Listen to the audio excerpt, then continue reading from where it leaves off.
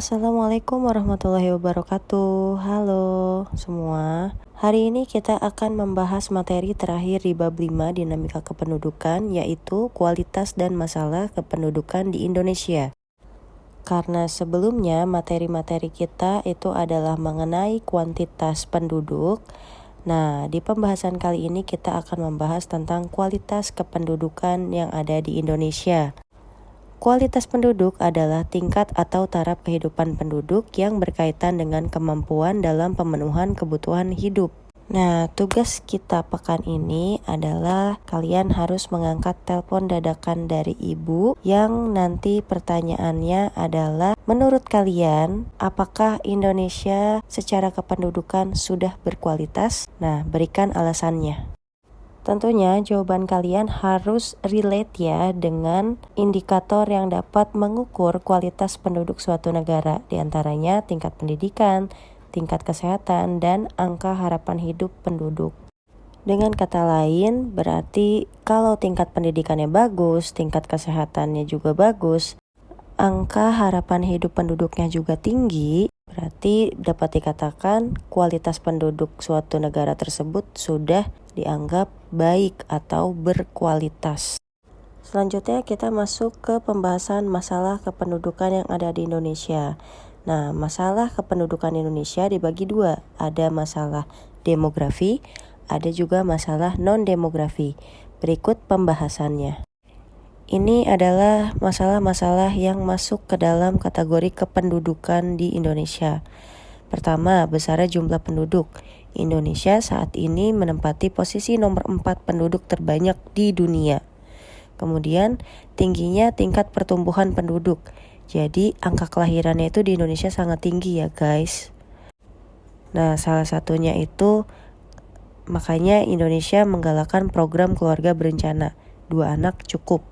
Kemudian persebaran penduduk yang tidak merata, yang kita sama-sama tahu bahwa Indonesia itu adalah negara kepulauan dan agak timpang di sini. Indonesia di bagian barat itu lebih banyak penduduknya ketimbang Indonesia di bagian timur.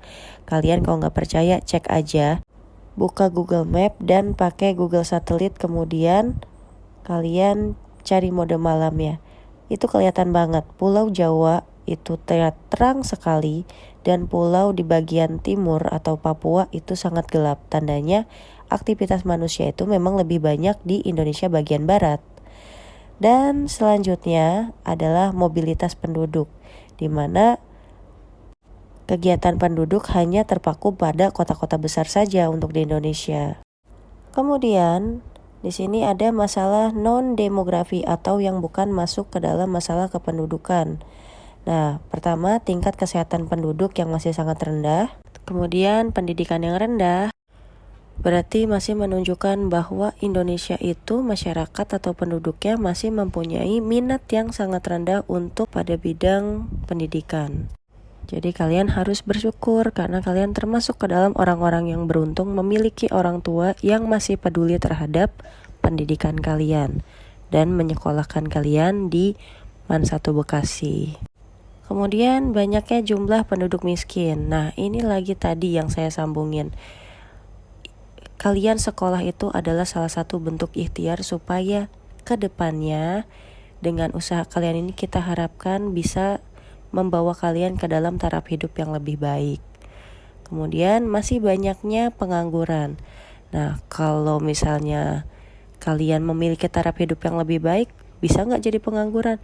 Bisa aja, uang yang bekerja untuk kalian. Kemudian yang terakhir, pendapatan penduduk yang masih rendah. Sebetulnya poin kelima sampai ke atas itu saling berhubungan.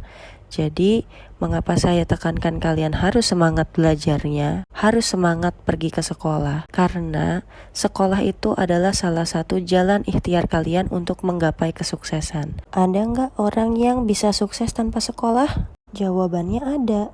Tapi mungkin hanya 1:1 juta. Apakah kalian yang termasuk di 1:1 juta itu? Kita kan gak ada yang tahu. Tapi yang jelas ibu selalu mendoakan yang terbaik untuk kalian. Semoga kalian semua sukses ya. Nah, jadi sampai situ aja ya pembahasan kita di bab 5, ditutup dengan materi di video kali ini. Sampai jumpa di video ibu berikutnya. Kurang lebih mohon maaf. Assalamualaikum warahmatullahi wabarakatuh.